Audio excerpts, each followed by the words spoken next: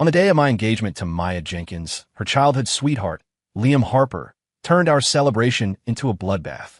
He charged in like a raging bull, crashing into the champagne tower we had built with our own hands. Then, grabbing a jagged shard of glass, he pressed it against his throat and, in front of every guest, slashed down hard.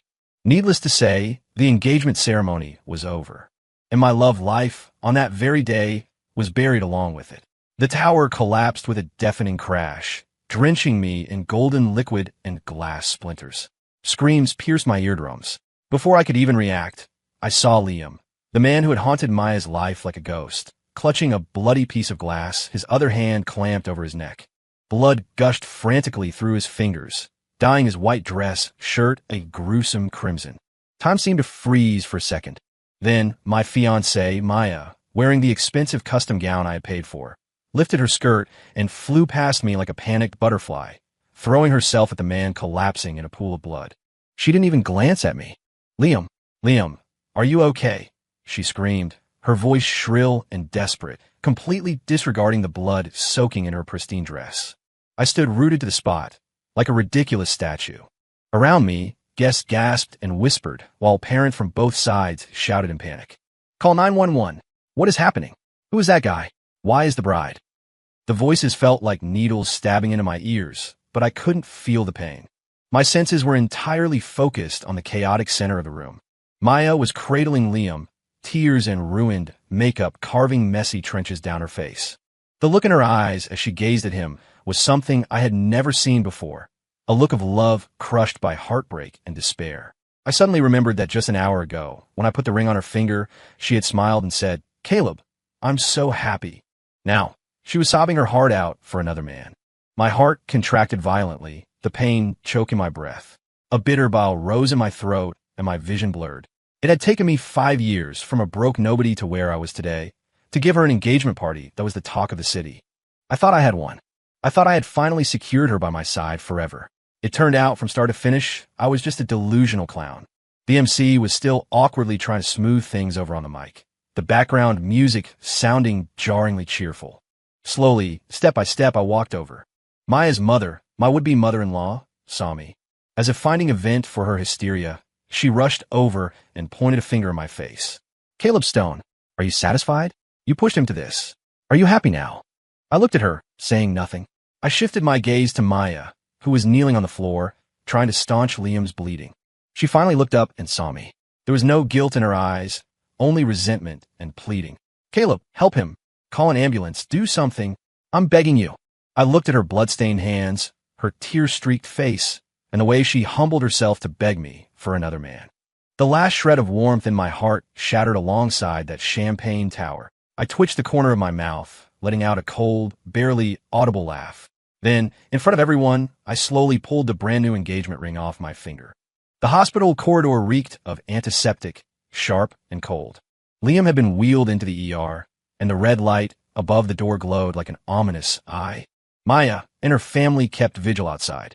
Liam's parents had arrived, and the two families were a mess of tears and consolation. I stood alone at the far end of the hallway, an outsider.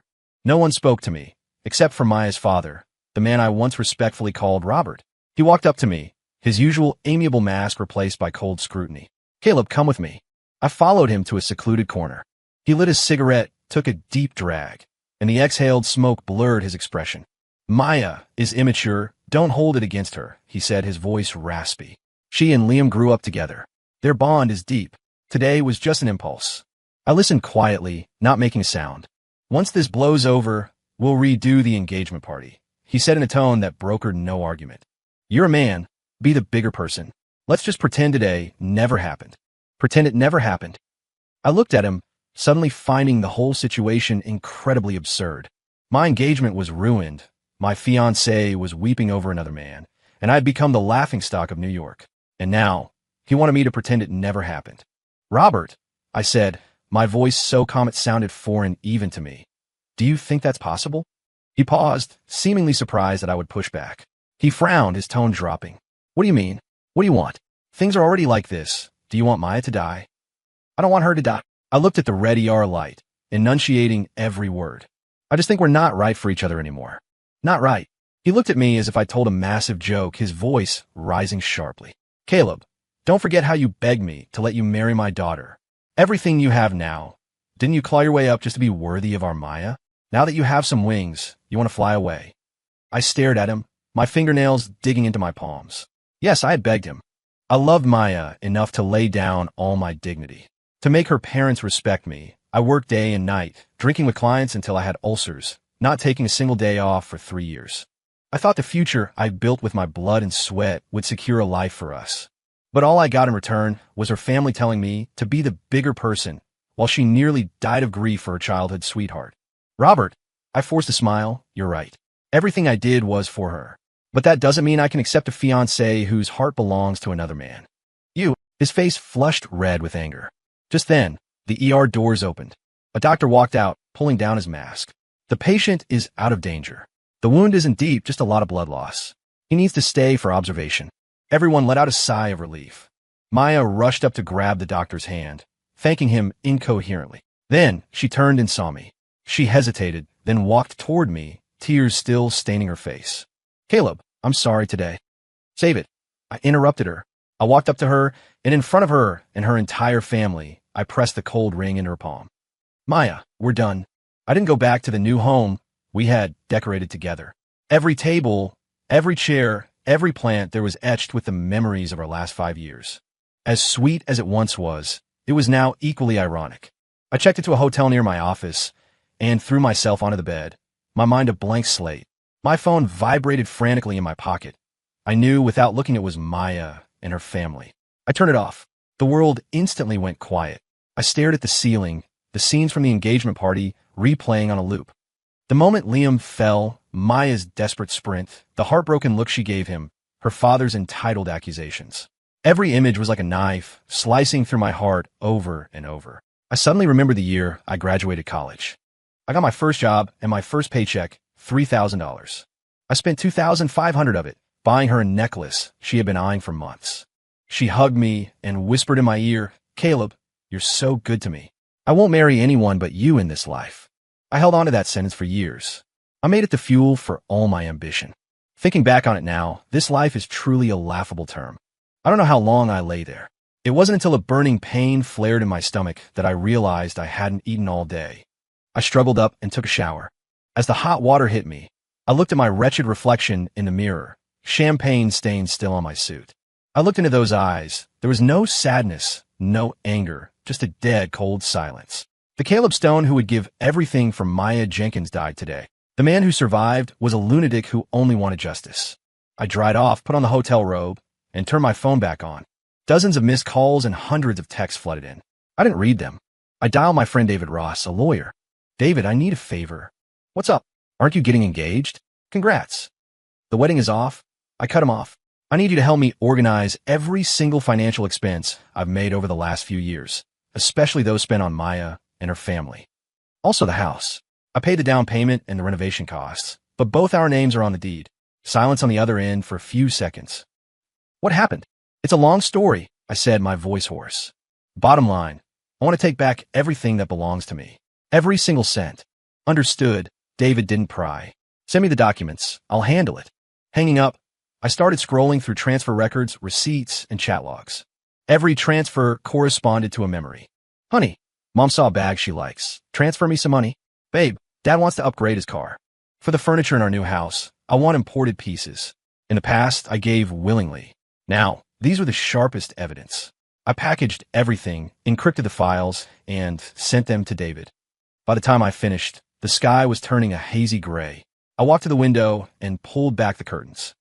The dawn over the city, the traffic starting to flow, a new day was beginning. My new life should begin too. Some love, once stained with blood, can never be washed clean. For the next week, I turned myself into a working machine. I volunteered to take over the most difficult project in the company, a mess that everyone else avoided like the plague. My colleagues looked at me with pity, probably assuming I was using work to numb myself. Only I knew. I wasn't numbing myself, I was sobering up. I needed money, I needed higher status, and I needed power. Only then could I make those who had slighted and trampled on me look up in regret. I slept only 4 hours a night. The rest of the time was poured into the project. Researching data, visiting clients, optimizing proposals. My body was exhausted, but my mind was hyper-alert. Whenever I felt like slacking off, the image of Maya running toward another man at the engagement party would float clearly before my eyes, like a shot of adrenaline, instantly filling me with strength. During this time, Maya came to the office to find me a few times. The first time, she stood downstairs, looking pitiful. "Caleb, can we talk?" I know I was wrong. I walked past her without squinting, as if she were invisible. The second time, she stormed into my office, crying and begging for forgiveness. There's really nothing between Liam and me. He's just like a brother. He was just impulsive that day. I was scared he would die. Brother? I stopped typing and looked up at her, smiling. You cry your heart out, holding your brother? You humiliate your fiancé in public for your brother. She was struck dumb by my questions, her face turning pale. Maya saved the speech. I stood up, walked around the desk, and looked down at her. I used to be stupid, but that doesn't mean I'll be stupid forever. Get out, don't interfere with my work. She had probably never seen me so cold before. She stepped back in fear and eventually ran away crying. I didn't feel a shred of softness. David was efficient. A week later, he placed a detailed asset division plan and a lawsuit on my desk. All the portions you personally funded have clear evidence, including the down payment for the house, renovation costs, and the large transfers you made to her and her family over the years. It totals $482,000. Legally, these are your premarital assets or conditional gifts. Since the marriage is off, you have the right to reclaim them. What about the house? I asked. The deed has both names, but you have overwhelming proof of contribution. The worst-case scenario is a split, but the court will likely award it to you, and you just need to compensate her a small amount. I don't want to compensate her, I said coldly. I want her to walk away with nothing. David looked at me and sighed. Caleb, I know you're angry, but the law. Then make her spit out everything she ate. I interrupted. That $480,000. I want every penny back. David was silent for a moment, then nodded. I understand. I'll apply for property preservation and freeze her bank accounts. I looked out at the skyscrapers, my eyes devoid of warmth. Maya, this is just the beginning. The lawyer's letter and court summons exploded in the Jenkins household like two bombs. The first call came from my former future mother-in-law. As soon as I picked up, she unleashed a torrent of abuse. Caleb Stone, you ungrateful wolf. Do you have a conscience? Our Maya was with you for 5 years, and now you're suing her? Asking her to pay back money? Is your heart made of coal? I held the phone away until she tired herself out, then spoke flatly. Mrs. Jenkins, first, I'm not your son-in-law anymore. Second, paying back debts is a universal principle. That money is my blood and sweat. It didn't fall from the sky. You. She was so angry she couldn't speak. That house is in Maya's name too. What right do you have to take it back? My name is on the deed too. I paid the down payment. I paid for the renovation. I pay the mortgage. What did your daughter contribute besides a name? I asked bluntly. Heavy breathing came from the other end, followed by the sound of Maya snatching the phone. Caleb, do you have to be this cruel? Her voice trembled with tears. Does our 5-year relationship mean nothing to you but money? Relationship? I laughed, a sound full of icy mockery. When you threw yourself at another man at our engagement, why didn't you talk about our relationship? When your family pointed at my nose and called me a loser, why didn't you talk about our relationship? Now you want to talk about feelings? Too late. Liam's family is already in chaos, and now you're pushing me. Can't you just let me go? Let you go. I retorted. But let me go. Maya, you betrayed me first. You chose this path, so please accept the consequences.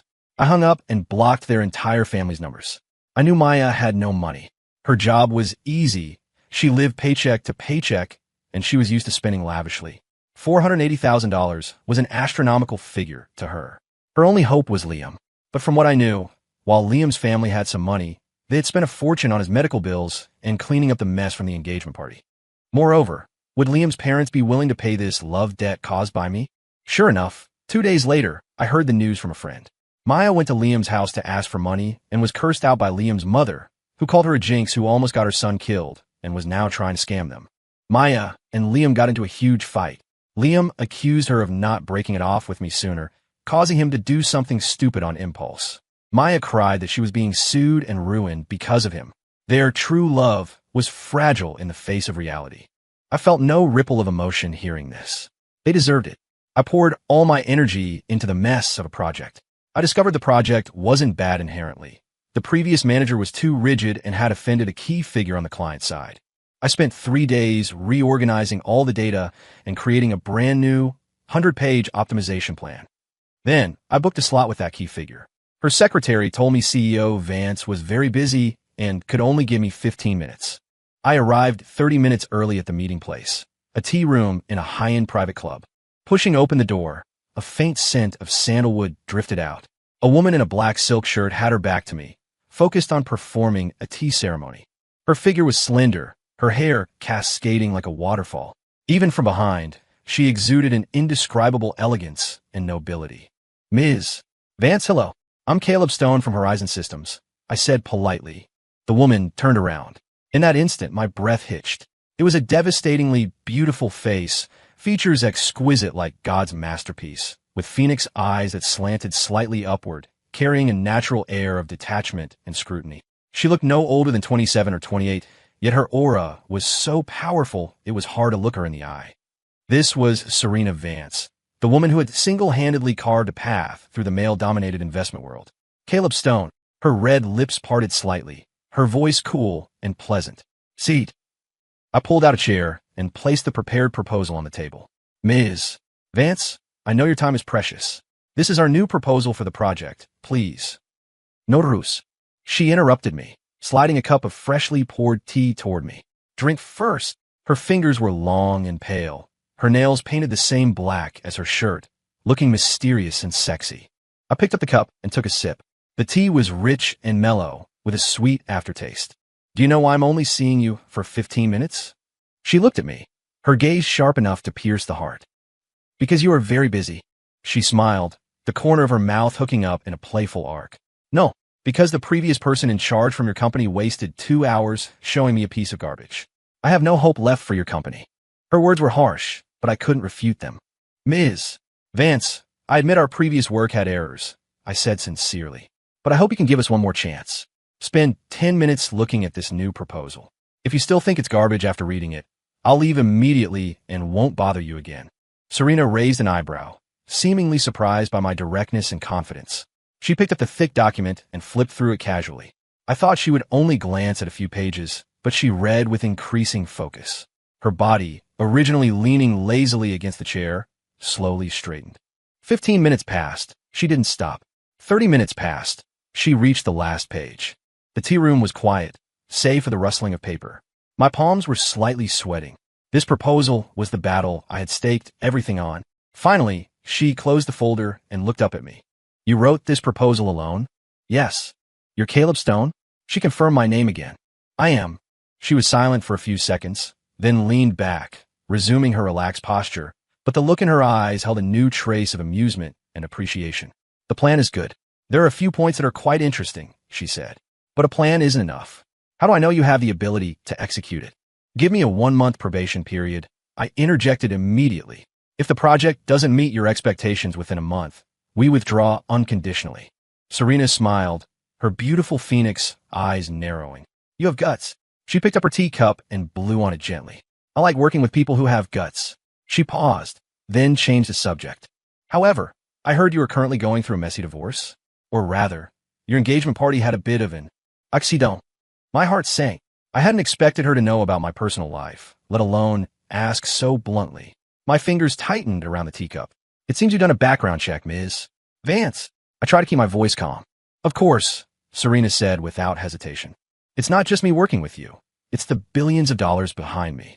I have to ensure my partner is someone emotionally stable who can handle pressure, not a waste who loses his head over relationship issues.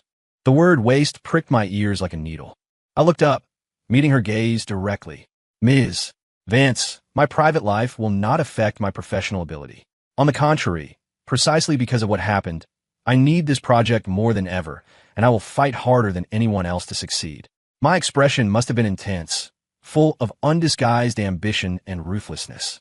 Serena looked at me, and instead of being intimidated, the interest in her eyes deepened. Is that so? She lightly traced the rim of her teacup, a meaningful smile playing on her red lips. Then I'd like to see just how much energy a man publicly betrayed by his fiancée can unleash. She had ripped my scar open and laid it bloody on the table. I felt the blood rush to my head. Just as I was about to lose my composure, she suddenly stood up. I'm keeping the proposal. Bring your team to my office for a meeting next Monday. With that, she picked up her clutch and turned to leave, leaving me with a view of her swaying, elegant silhouette. I froze, taking a moment to process. Did she agree? I looked at the cup of tea she had poured for me, now cold, feeling conflicted. This woman was like a graceful, dangerous cat. She toyed with people, yet at the last moment, she gave you the fish you wanted. She saw through my wretchedness, but she also saw my ambition. She didn't pity me. She was utilizing the ruthless drive I had developed from having nowhere else to vent my anger. Cruel but fair. I walked out of the tea room into the blinding sunlight. I took a deep breath and called my team. Get ready. We're going to the client's office on Monday. Regardless of Serena Vance's motives, I had grabbed onto this lifeline. I wasn't just going to win back my money and dignity. I was going to climb so high that Maya and Liam wouldn't even be qualified to look up at me. The court's verdict came quickly. In the face of the ironclad evidence David provided, Maya's defense was pale and weak. In the end, the court ruled that the house belonged to me, and Maya had to move out within a month. As for the $482,000, the court supported most of my claims, ordering Maya to repay $400,000. On the day I received the judgment, Maya stopped me at the courthouse entrance. She had lost a lot of weight. Her eyes were sunken, stripped of their former glow, looking haggard and defeated. Caleb, do you really have to destroy me completely? She asked with red-rimmed eyes. I'm just taking back what belongs to me. I looked at her expressionlessly. $400,000. Where am I supposed to get that kind of money? She grabbed my arm in agitation. Just have some pity on me. We loved each other once. Love? I shook off her hand with enough force to make her stumble. When you were holding Liam, why didn't you mention love? When your family called me an ingrate, why didn't you mention love? I stepped forward, forcing her back. Maya, begging won't work. I want every cent. And the house. I want it restored to its original state within a month. Otherwise, I'll apply for forced eviction. She looked at my unfamiliar face, her eyes shifting from pleading to despair, and finally to venomous hate. Caleb, you're cruel. You'll regret this. I ignored her curse and turned to leave. Regret. My only regret was not seeing her true color sooner. For the next month, I dedicated myself entirely to Serena's project. Serena was a demanding client. Her control over details bordered on obsessive. A single punctuation error could make her throw the proposal back in your face. My team was suffering, and several people wanted to quit. I called them into my office one by one, talked to them, encouraged them, and promised huge bonuses upon success. I led by example, being the first to arrive and the last to leave. Serena seemed to enjoy surprise inspections late at night. Several times, she texted at 1 a.m. asking about a detail in the plan, and I answered precisely within 3 minutes. Once, she came directly to our office. I was the only one in the entire workspace. She was wearing a sharp white suit and high heels, walking up to me step by step. Still working? Ms. Vance. I stood up, couldn't sleep, trying to figure out a problem.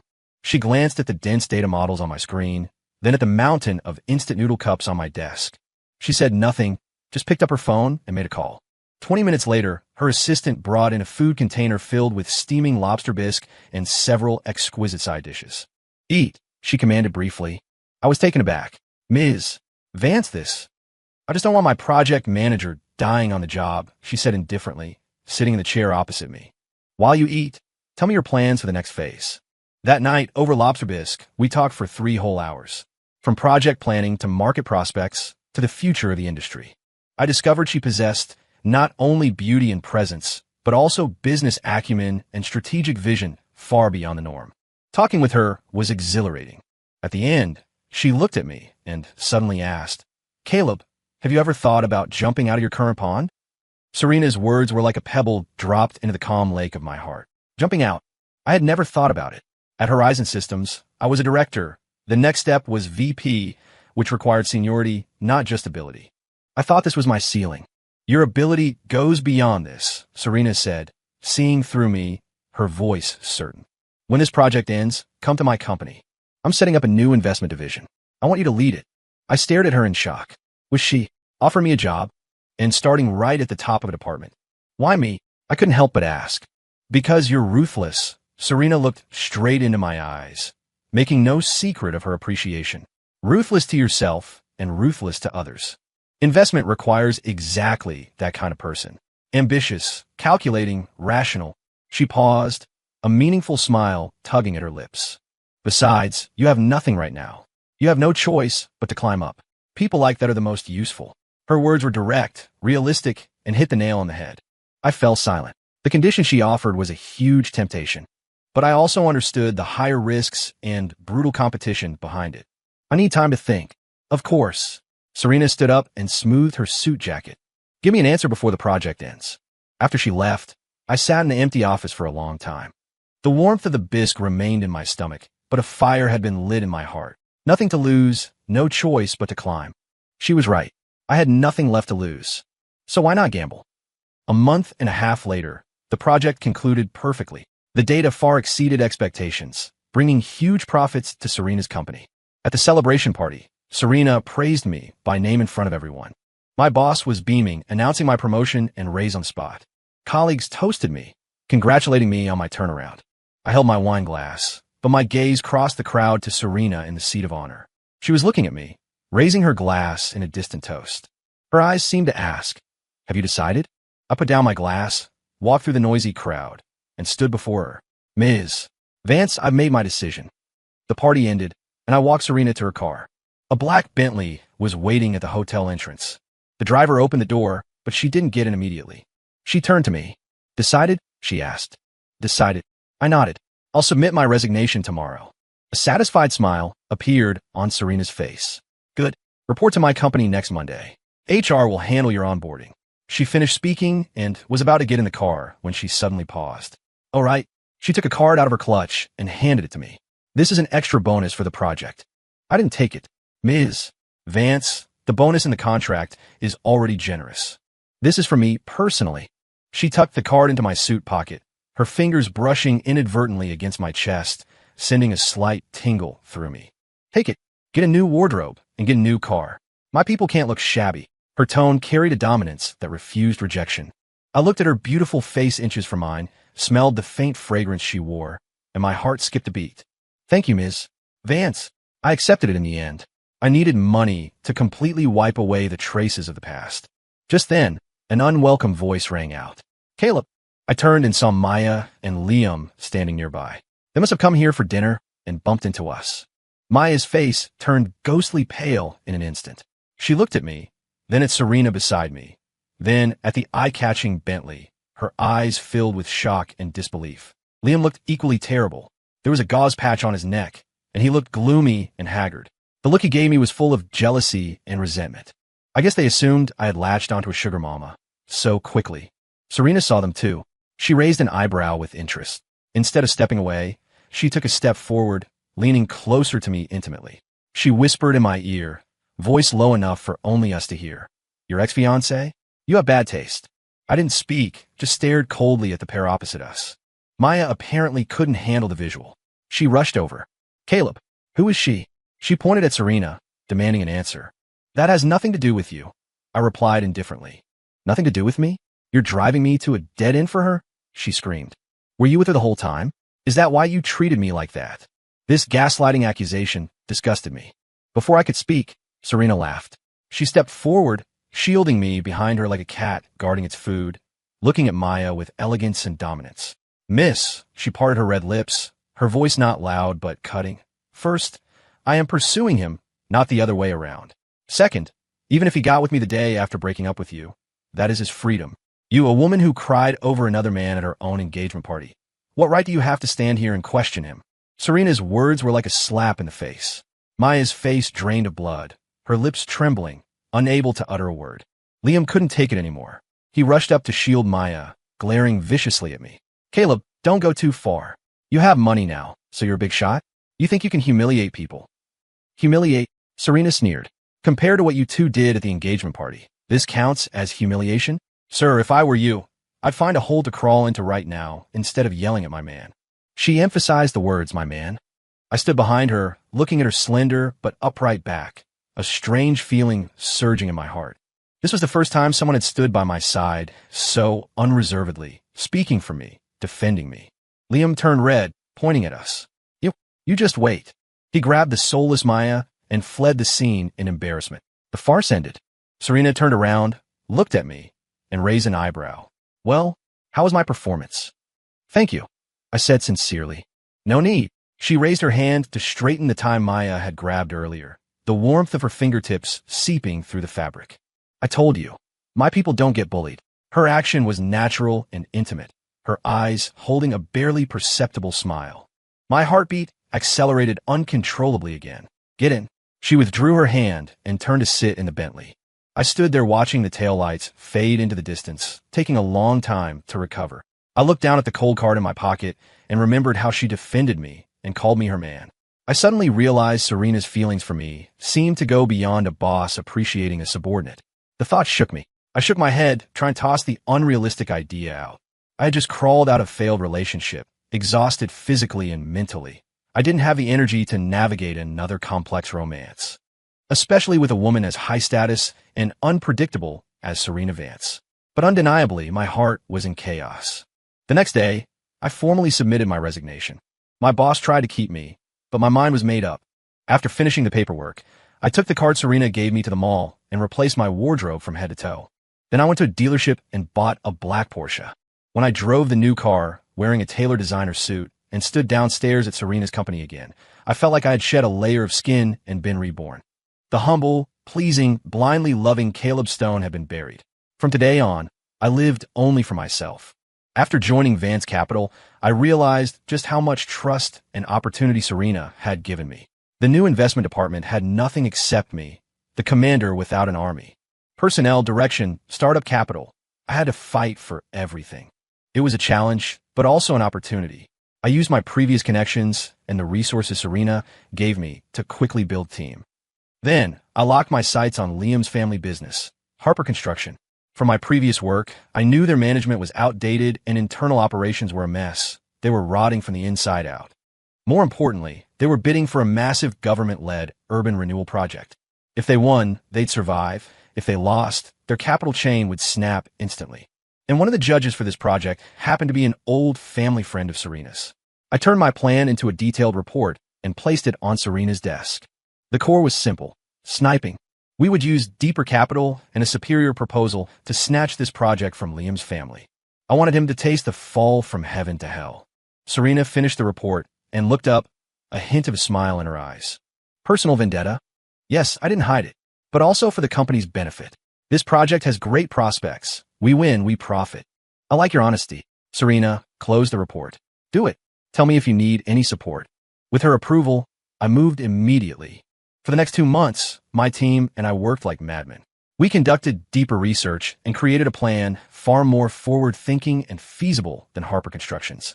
Simultaneously, through some channels, I obtained evidence of Harper Construction's financial chaos and cut corners. Everything was ready. On the day of the bid, I saw Liam again. Representing his father, he looked high-spirited, confident of victory. When he saw me, he froze, then sneered. Caleb, you're bidding too? Since when does Horizon do construction? He obviously thought I was still in my old job.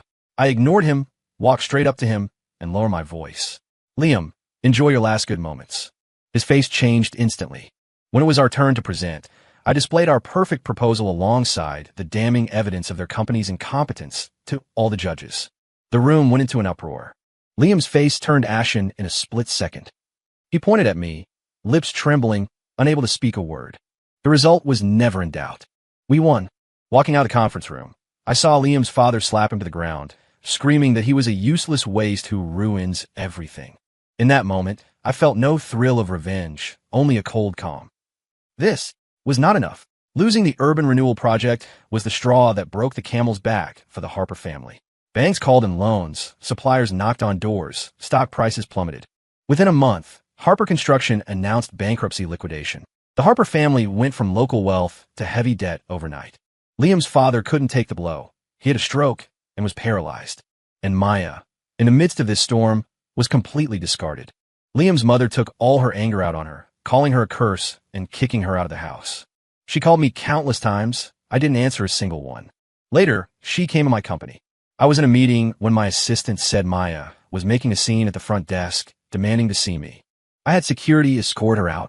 I didn't expect her to wait downstairs all day. When I got off work, I saw her squatting by a planter, hair messy, looking gaunt like a homeless person. Seeing me, she immediately rushed over, hugging my leg and wailing. Caleb, I was wrong. I was really wrong. Please forgive me. Let Liam go. His family's finished. What more do you want? Let's start over, okay? I won't see him anymore. I'll listen to you from now on. I'll do whatever you want. She cried with snot and tears running down her face, completely stripping herself of dignity. Colleagues around us were pointing and staring, but I only felt immense annoyance. I tried to shake her off, but she held on tighter. Just as I was losing my patience, a black Porsche pulled up beside me. The window rolled down, revealing Serena's cool, beautiful face. She looked at me and the woman on the ground, frowning. She didn't get out, just honked the horn once. Then, right in front of Maya, she crooked her finger at me, lips parting, "Get in." Her tone was like summoning a pet. Yet, it carried a lethal attraction. I gave one last look at Maya, who was still wailing. There was not a shred of pity in my eyes. I forcefully pried her hands off, stood up straight, and adjusted the suit she had wrinkled. Then, I opened the door and sat in Serena's passenger seat. The engine roared, and we sped away. In the rearview mirror, I saw Maya kneeling on the ground, her figure getting smaller and smaller until she was just a blurry black dot. I withdrew my gaze and looked at Serena beside me. "Thank you. I told you, my people don't get bullied," she said flatly, eyes on the road. "But next time you handle this kind of thing, be more decisive." Like, she turned to glance at me, a smirk on her lips. Like kissing me directly. My heart skipped a beat at her words. The air in the car instantly became charged with tension. I looked at her perfect profile, my Adam's apple bobbing involuntarily. "Ms. Vance, don't joke." My voice was a bit dry. "Does it look like I'm joking?" She pulled the car over, turned, and fixed her phoenix eyes on me. "Caleb, you're a smart man. You should feel it." Of course I felt it. Her treatment of me had long exceeded the scope of boss and subordinate. She remembered my tastes, bringing me supper when I worked overtime. She blocked drinks for me at social events without batting an eye. She used the most dominant stance to bail me out when my ex harassed me. I just didn't dare to think it. I was afraid it was another illusion. I was speechless, not knowing how to respond. "You went through a divorce." "No, a failed engagement," Serena said for me. "So you're scared. You don't dare trust feelings anymore, especially with a woman like me who looks controlling and calculating, right?" She pierced through all my defenses with one sentence. I smiled bitterly, silently admitting it. "Caleb." She suddenly leaned in, bringing her face close to my ear. Her warm breath hit my skin, ticklish and numbing. "Listen to me. When I, Serena Vance, want someone, I get them. I don't care what you went through in the past. From the day you enter my company, you are mine. I'll give you time to clean up the mess from your past, to slowly get used to my existence." But she paused, reaching out to grip my chin, forcing me to look into her eyes. My patience is limited. With that, she pecked me lightly on the lips. Soft, warm, carrying the scent of her lipstick. Then, she quickly pulled back and restarted the car as if nothing had happened. I sat frozen in my seat, the warmth and touch still lingering on my lips. My brain was blank. This woman, she was always like this, using the most direct, overbearing methods to disrupt everything in my world. And damn it, my heart moved. When I got home, I received the last message from Maya. It was a screenshot of a bank transfer. $400,000, paid in full. The caption read, "Caleb, I paid it back. We owe each other nothing. Hope you and your sugar mommy live happily ever after." I looked at the sour sugar mommy comment and couldn't help laughing. I sent the screenshot to David and told him to drop the eviction order. Then, I deleted all of Maya's contact information. Let the past stay in the past. I looked at myself in the mirror, my eyes regaining their clarity and determination. "Serena, you wanted an answer? I'll give it to you now." The next day, I arrived at the company half an hour early. I didn't go to my office, but went straight to the CEO's suite on the top floor. Serena's assistant was surprised to see me. "Director Stone, looking for Ms. Vance? She's still in the morning meeting." "I'll wait." I sat in the reception area, holding a dark blue velvet box. About 20 minutes later, Serena walked out, heels clicking, surrounded by executives. She paused when she saw me, then said a few words to the people around her, dismissing them. "Looking for me?" She walked up to me, her tone returning to its usual coolness. I stood up, saying nothing, and simply opened the box in my hand. Inside was a pair of platinum bands, simple but exquisite in design. The inside of the men's ring was engraved with Serena. The inside of the women's ring was engraved with Caleb. Serena's gaze fell on the rings, and for the first time, visible surprise appeared on her usually unflappable face. "You, Serena." I looked in her eyes, calling her by her first name for the first time. "Didn't you ask for my answer? This is my answer." I took out the women's ring engraved with Caleb and dropped to one knee. I don't know if this counts as a proposal, and I don't know if you're willing to accept a man who failed at an engagement once. I'm not as rich as you, not as smart as you, and I even have a messy past. But I can promise that from today on, my heart, my eyes, will only hold you. I will use the rest of my life to treat you well, protect you, and never let you suffer a single grievance. Serena, will you? Give me a chance. The air around us seemed to freeze. Serena just stood there, staring at me, her eyes slowly reddening.